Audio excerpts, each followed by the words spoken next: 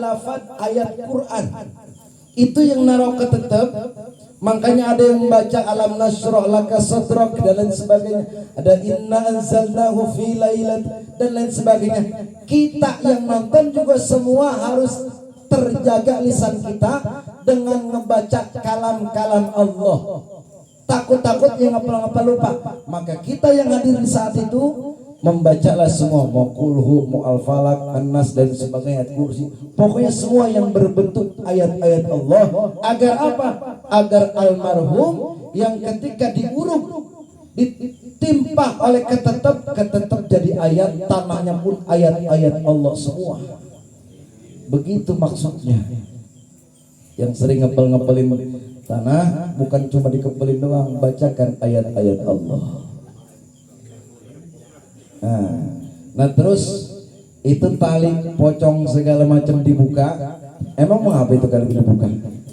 Coba dah. Gimana? Takut kabur kali ini. Kumpulin di kaki, kumpulin segala macam. Ini juga komentar banyak tuh netizen biasanya.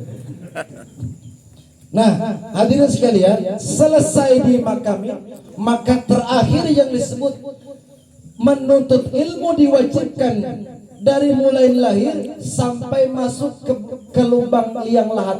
Inilah terakhir kita menuntut ilmu. Ketika selesai dimakamkan, maka terakhir asatid yang ada di situ menalkinkan, ditalkin lagi banyak itu. Itu terakhirnya. Apa katanya? Wahai Fulan bin Fulana, manakala nanti ada dua makhluk Allah yang bernama malaikat munkar dan nakir datang kepadamu, kamu jangan takut. Ketika ada pertanyaan-pertanyaan, jawablah dengan kefasihan.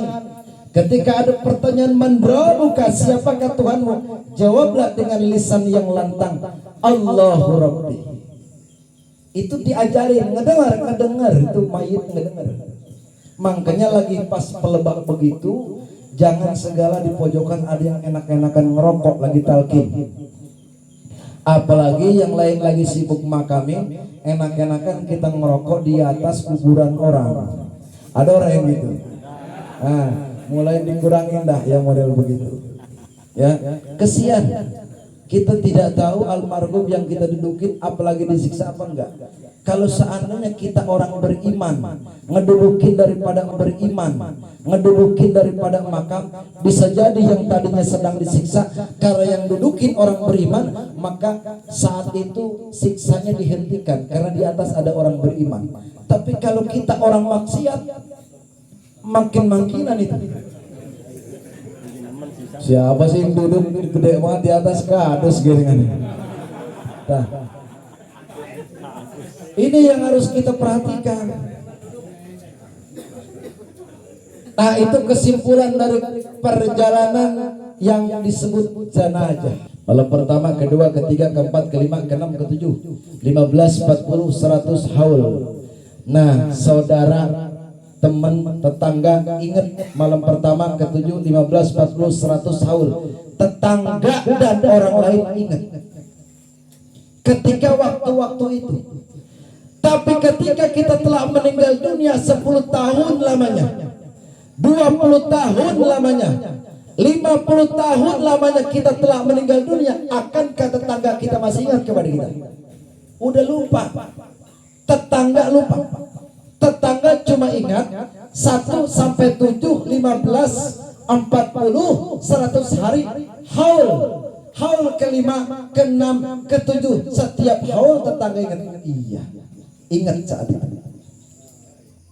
Tapi ketika tidak ada pelaksanaan haul, 10 tahun, 20 tahun kita telah meninggal dunia, siapa yang mendoakan kita?